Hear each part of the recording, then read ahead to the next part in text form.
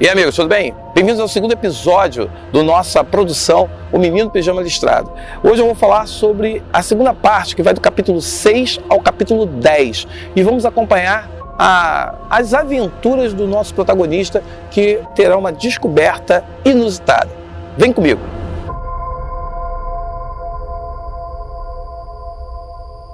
Bem, o capítulo 6, ele começa com o nosso personagem Bruno, deitado, entediado, em casa, achando defeito em tudo, tudo é defeituoso, nada presta, tudo está ruim.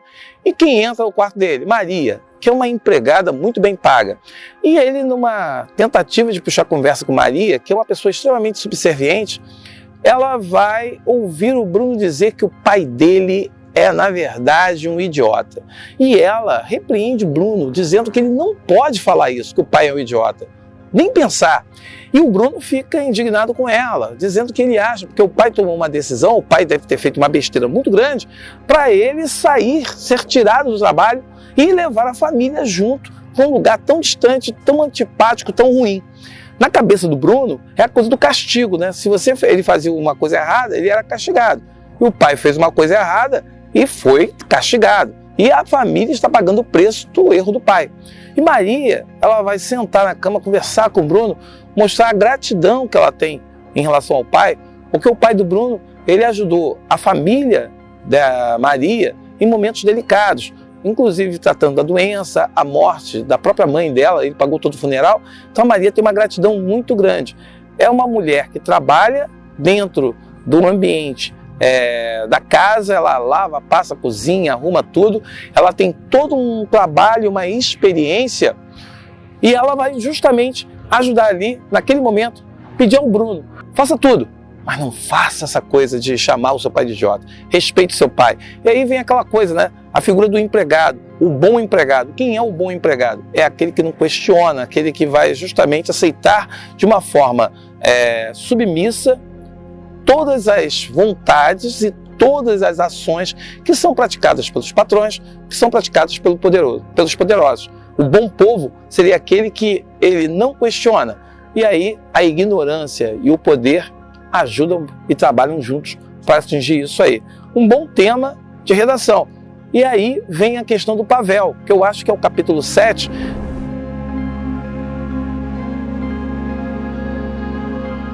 esse contato, quer dizer, o Bruno, na tentativa de curar seu tédio, vai fazer o quê?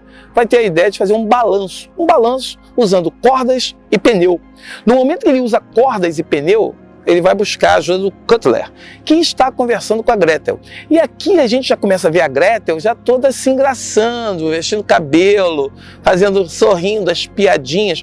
O Cutler tem 19 anos, a Gretel tem 12, vai fazer 13. E ela não quer passar como criança na frente do Cutler. E aí que entra a grande questão. A Gretel vai ficar incomodada com a presença do irmão, que vai pedir uma ajuda lá para ele.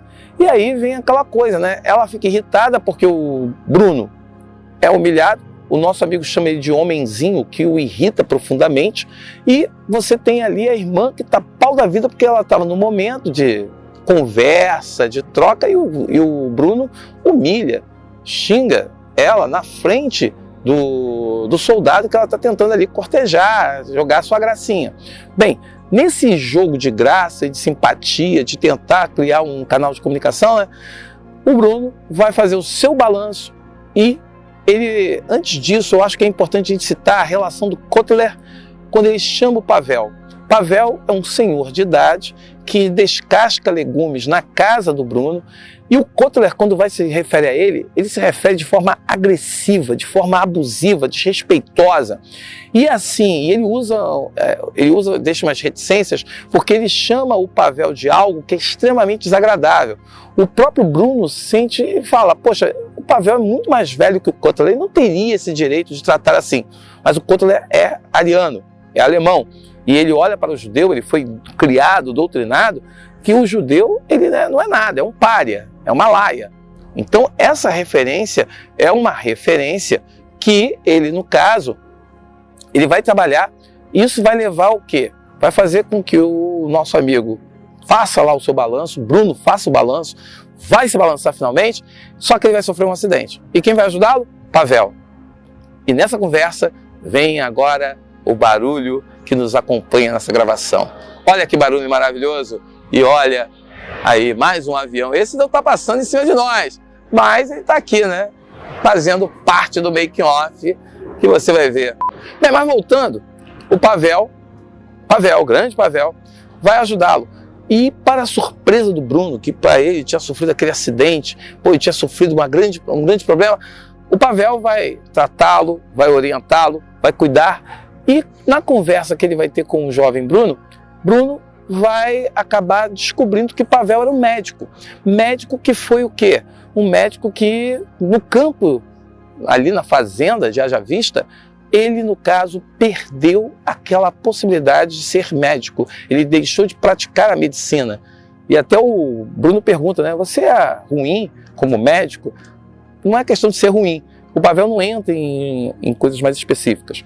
E ali fica essa coisa, né? Quantos professores, médicos, geógrafos, quantas pessoas perderam a sua profissão, sua identidade, sua riqueza dentro desses campos em que eram ali tratados como párias, como pessoas abjetas, como seres que não mereciam nenhum tipo de consideração. E aí a gente pensa, né? A gente hoje tem um problema com a questão das migrações, os imigrantes que chegam aqui. Quantos imigrantes chegam aqui e que de repente a gente tem uma postura preconceituosa?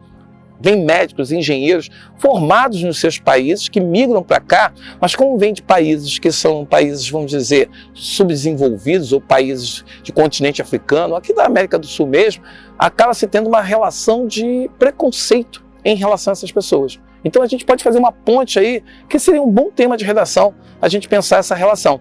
E o capítulo 7 que termina de uma forma muito curiosa. Termina justamente como a mãe do Bruno chega, vê o garoto acidentado, manda ele para o quarto, o garoto fala que o Pavel cuidou dele, fez a orientação, fez tudo direitinho, mas o Bruno, ele quando vai embora, ela ouve a mãe agradecer ao Pavel por ter cuidado, mas depois ela faz um outro pedido, que ele fale para o comandante, se o comandante perguntar ou houver alguma pergunta, que foi ela que cuidou do garoto, não o Pavel. Então assim, o Bruno ouviu isso e achou muito egoísta essa atitude da mãe. Quer dizer, que a mãe ali estava mostrando que ela não cuida dos filhos como deveria, não toma conta dos filhos e não está por dentro ou não acompanha a rotina dos filhos. Isso daí é uma coisa que a gente vai perceber à medida que vai lendo o livro. Ok? Então assim, termina o capítulo 7 e nós vamos para o capítulo 8.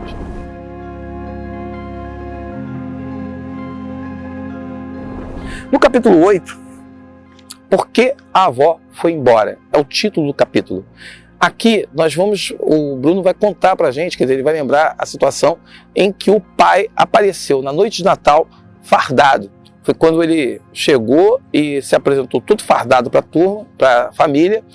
E o Bruno lembra, né, qual era a avó, né? Quem era a avó? A avó era uma atriz, cantora, e ela, no caso, atuava nos palcos e ela se casou com o avô e desde que se casara, ela fazia os eventos familiares serem eventos marcados pela presença justamente de quê? Da dança, do canto, e ela gostava de cantar La Vie en Rose e todos ficavam ali parados, vendo, contemplando a avó cantando. A avó do Bruno, ela não divide a mesma opinião que o pai, que o avô do Bruno. O avô do Bruno sente orgulho ao ver o filho todo fardado, ou seja, o filho conquistou um posto de destaque dentro das Forças Armadas Alemãs. Já a mãe, ela chama o filho de fantoche. E aí entra uma questão muito interessante a gente discutir, porque é um capítulo em que a gente vai ter ali a mãe dele, a avó do Bruno, colocando, quer dizer, se perguntando onde eu errei. Aí é uma pergunta que muitas mães, muitos pais, muitas famílias se perguntam, né? Onde eu errei? A mãe dele, quer dizer, a avó do Bruno, é uma avó que gosta de arte, de cultura, gosta de literatura, gostava de ensaiar peças com os netos, fazer peças de teatro com o Bruno e com a Gretel.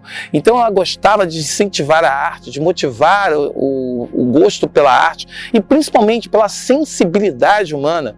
E de repente ela vê um filho. Ela sabe, tem consciência que o filho ele vai ser o comandante de um campo de extermínio. Ou seja, ele vai ser um assassino. E é na cabeça dela, onde que eu errei com você? O filho não vê isso porque o filho tem aquela lavagem cerebral em que ele vai dizer, eu estou fazendo um serviço da pátria. o avô, ele sente orgulho de ver o filho ajudando a pátria a ser grande. Já a mãe, a avó do Bruno, sente vergonha. E por isso ela briga, discute, mesmo sendo noite de Natal, ela fica indignada ao ver o filho dela ela descobre que ele vai ser um comandante de um campo de extermínio. E ela sai de casa e ela não volta a falar com o filho. Por que isso? Porque ela se sente indignada. E aí entra aquela coisa, né? Eu criei um assassino. Onde foi que eu errei nesse processo? Onde foi que eu errei nisso tudo? Então, assim, o capítulo termina e é um capítulo interessante para a gente discutir essa questão da arte. Será que os pais, quando educam os filhos, será que os pais determinam realmente o futuro dos filhos? Até quando a família vai estar ali conseguindo orientar e formar aquilo que os filhos, que ele gostaria de ser, ou que eu gostaria que meu filho fosse? Então, assim, é uma discussão bem interessante. E essa questão, né, da arte, uma pessoa que é sensível, uma pessoa que é humanizada, ela acaba tendo uma sensibilidade, uma percepção que consegue pensar e fugir das possíveis manipulações.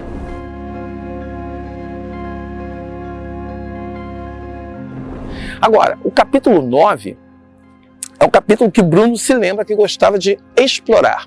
E aí, veja bem, a rotina em Haja Vista, tanto o Bruno quanto a Gretel não tinha nada para fazer, o pai decide fazer o quê? Já que não há escola, já que não há um lugar onde eles possam estudar, ele vai contratar um professor, que é o Herr List. Herr List vai ser um cara que é um professor que deixa bem claro, ele gosta de estudar humanidades, ele gosta de estudar história e geografia. E o Bruno, ele vai dizer, mas eu gosto de estudar literatura e arte. E o Ulisses diz que isso é inútil. Para que você vai estudar literatura e arte? Não serve para nada. Você tem que estudar a sua história. Você tem que entender de onde você veio, para onde você vai. Você tem que entender aquilo que mexe com o futuro das pessoas. Você tem que entender de onde você vem. Você tem que entender o seu passado. Para compreender o seu presente, olha o gancho aí, muito importante para o nosso tema de redação. Olhar o passado para poder entender o presente. Tudo que vivemos hoje é uma consequência de algo que já aconteceu lá atrás e que a gente está fazendo justamente o quê? A gente está apenas vivenciando efeitos de uma educação que deixou de lado determinados temas ou que valorizou e que, de repente, a gente está reproduzindo ideias sem ter consciência dessas ideias, o que são essas ideias. Então, esse capítulo é muito interessante porque ali o Herr vai falar sobre Cristóvão Colombo, falará sobre exploradores, e o Bruno vai lembrar que ele, quando morava em Berlim, ele gostava de ser explorador. Ele criança, na cabeça dele, explorador, né? Ele ficava descendo de corrimão na casa, ficava explorando os cômodos que havia nas casas, casa grande, então ele ficava explorando e descobrindo o que havia nas casas. E ali ele vai falar, né? Poxa, por que eu não resgato esse gosto, né? E já que eu estou estudando o papel desses exploradores, esses grandes homens que mudaram a história da humanidade, ora, por que eu não faço a mesma coisa? Mas é interessante perceber como que Herr List, por exemplo, ele vai doutrinar a Gretel de tal forma que ela vai assimilar as ideias do nazismo. Ela vai, posteriormente, abandonar as bodecas e ela vai mudar e ela vai alterar sua própria decoração do quarto, mostrando uma mudança de perspectiva e a mudança na percepção do mundo. Enquanto Bruno, ele não vai ser assim, vamos dizer, ainda na sua infância, pré-adolescência, doutrinado de forma satisfatória, porque ele ainda tem aquele questionamento, a irmã dele, a Gretel, ela vai comprar essa ideia, a ideia de que eu tenho que chegar e viver meu tempo. Até porque ela estava de olho no Kotler, né? Vamos esquecer isso aí não. Mas é interessante essa questão de como a educação, muita gente hoje defende que o filho não tenha que ir para a escola, porque a escola doutrina, a escola, ela no caso, faz mal, a escola é um ambiente perigoso. E aí nós temos o Herr List que faz um homeschooling, né? Ele vai à casa da pessoa para poder justamente o quê? Para dar educação. E ele escolhe o que ele quer ensinar. Ele não está aqui para ensinar aquilo que seria importante aprender. Ele vai querer ensinar o que ele gosta, o que ele quer. Então isso aí é um caminho de doutrinação. Então assim, não tem essa questão, porque a família não sabe o que é melhor para a educação do filho. Será? É um outro tema que eu acho que você pode chegar aí e pensar para a redação. Essa questão da educação caseira, essa coisa da educação em casa, a família ou a contratação de profissionais que vão levar a educação e vão levar a educação de qualidade para o filho. O que é essa educação? O que é essa qualidade? Aí fica o questionamento para você pensar.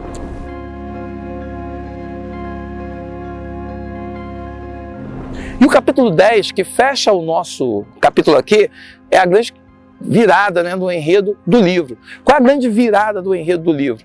O nosso amigo Bruno sai para explorar. Então ele sai para andar próximo a tal fazenda, ele sai para andar no muro, ele vai andando pelo muro, ele não vê porta, não vê janela, não vê nada, e ele vai ficando desesperado porque, ele achava que ele ia chegar ali, encontrar um portão, encontrar um portãozinho e entrar e fazer tudo. E de repente ele descobre que não é bem assim, cara. Ele vai andar por quase 1 hora, vai andar um bom tempo, e ele vai vendo que tem um vulto, um ponto distante, e ele vai andando até esse ponto. E lá ele vai encontrar um garoto sentado no chão. Seu nome? Shmuel. Shmuel é um garoto que ele vai, de alguma forma, eles vão sentar, ele vai começar a ter contato, aquele contato, porque são dois garotos que vão descobrir que têm a mesma idade, que nasceram no mesmo dia, e eles vão começar a perguntar, quer dizer, ele fala, Shmuel, nunca ouvi falar de Shmuel. E aí o Shmuel vai falar, eu também nunca ouvi Bruno. Aí você começa a perceber os contrastes culturais e como que essas duas crianças que têm a mesma idade, nasceram no mesmo dia, como que eles, apesar de um ser judeu e outro ser alemão, como eles têm tantas coisas em comum e como as culturas deles, a formação deles é uma formação que vai mostrar uma percepção diferente da realidade. Ismael reclama do lugar que ele está, claro, um campo de concentração, e o Bruno fica reclamando que a casa dele é isso, a casa dele é aquilo, que ele não tem isso, que ele não tem aquilo. E o garoto pergunta, você tem até comida, você tem comida aí? Porque dá fome, né? O Shmuel está magro, cinzento. O Bruno repara que ele é um garoto que não está em condições nobres, não está em condições normais. E aí entra essa questão, né, de a crueldade do campo de concentração, que não diferenciava velho, crianças, novas, mulheres, diferenciava. Nós tivemos recentemente os Yanomamis que você viu, crianças foram levadas à subnutrição. Assim como lá no campo de concentração você matava criança porque você estava matando o futuro, matar crianças Yanomamis é matar o futuro das gerações. É você não oferecer a possibilidade de futuro. E aí entra essa questão dos extermínios. Como que podem ser cruéis esses projetos de extermínio? Então, o capítulo 10 tem esse contato, esse encontro que vai mudar a percepção de Bruno em relação ao ambiente, que é o ambiente haja vista. Ele vai começar a considerar Shmuel o seu amigo e ele ali, a partir dali, ele muda o ponto de vista em relação àquele espaço. Então, aqui eu termino o 2º episódio. E esse 2º episódio, lembrando, eu quero que você mantenha contato comigo para a gente trocar ideias, para que você fale comigo, poderíamos pensar tal assunto, tal leva, a gente poderia falar sobre isso, falar sobre aquilo. Pode manter contato, vamos trocar aqui e vamos fazer com que essa leitura do livro, que eu só estou pontuando os fatos, mas relacionando com assuntos que a gente pode pensar na nossa realidade, é, na verdade, uma forma de sempre recuperar aquele ditado ou aquela frase. É preciso lembrar para não esquecer. E o menino do pijama listrado está aqui para lembrar no nosso tempo que se nós ignorarmos o passado, nós estamos sujeitos a repeti-los no presente e, pior, no futuro. Até o próximo episódio.